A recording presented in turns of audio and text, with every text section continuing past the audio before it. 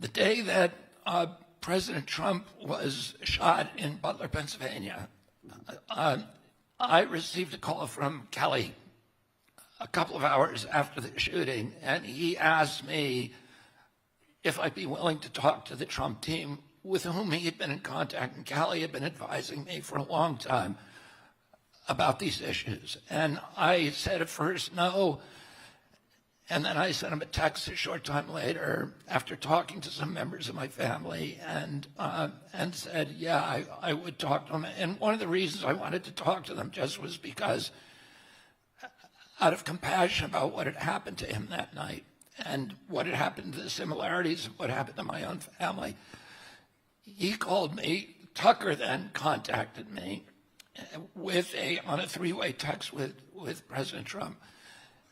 And President Tucker. Trump. That is so Tucker, might I add. And then Hey, you guys should talk. And then, yeah, that's a good invitation too. And President Trump and I spent. He then called me, and I spent. I don't know, probably about 30 minutes on the phone with him, and we talked about this issue, and he asked to see me. And we met the following day in Milwaukee, and we talked.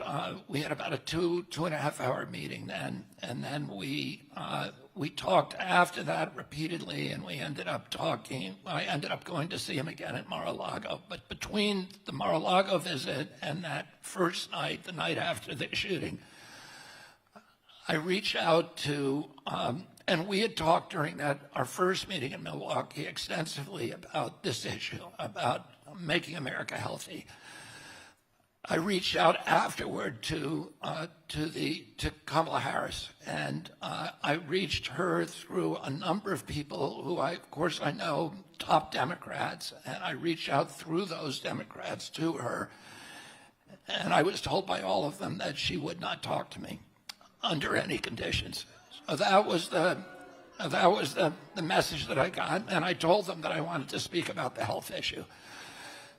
So and then I met with President Trump in Mar-a-Lago, and President Trump said we talked about a unity party, about bringing our followers in, the independent party.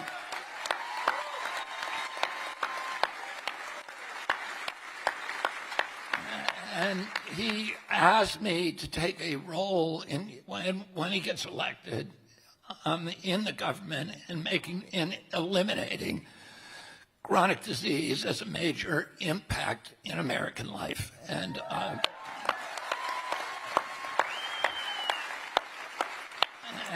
he asked me to be on his transition team after we talked about Tulsi that night as well.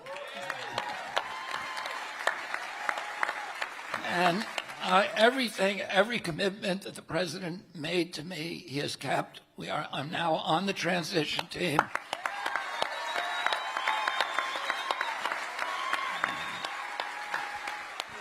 We're actively picking the people who will govern the country in this aspect of government.